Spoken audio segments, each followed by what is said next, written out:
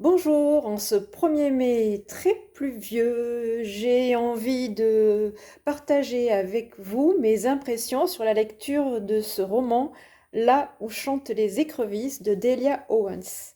Donc Delia Owens est une auteure américaine et si elle a publié des livres, c'était des essais sur les comportements des animaux car elle est zoologiste. Donc là, il s'agit de son premier roman. Et bon, je vais pas vous le cacher très longtemps, pour moi, c'est un gros, gros coup de cœur.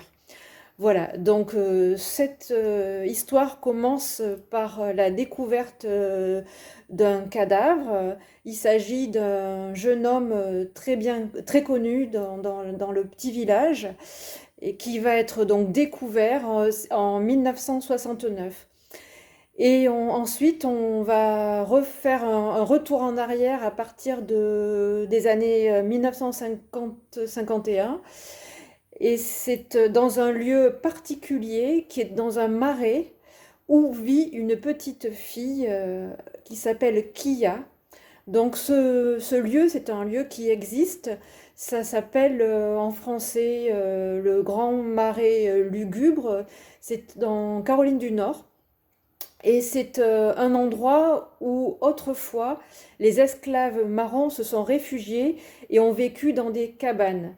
Donc bien plus tard, cette petite fille s'est retrouvée avec sa famille déclassée après la guerre, après la Grande Dépression, s'est retrouvée à vivre donc avec cette famille, avec sa famille dans une cabane et sa famille va l'abandonner tous les uns après les autres, ses sœurs, son frère, sa mère et même son père.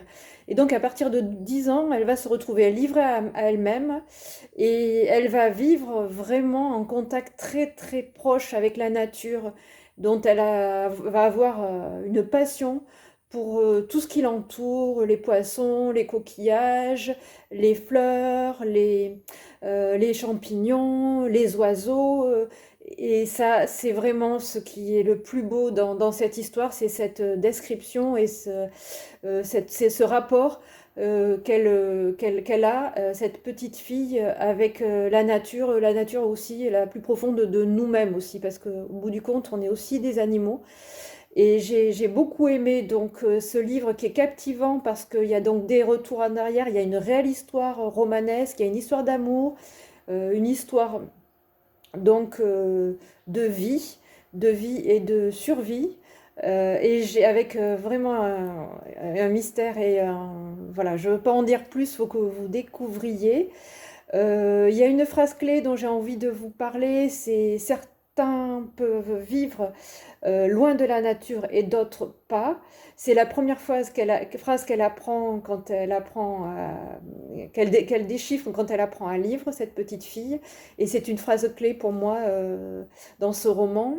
Le titre aussi, vous comprendrez pourquoi l'auteur l'explique.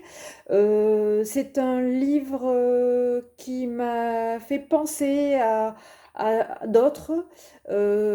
Pour vous donner une idée, on y retrouve quelque chose de My Absolute Darling de Gabriel Talent, mais avec le côté beaucoup, beaucoup moins noir, heureusement.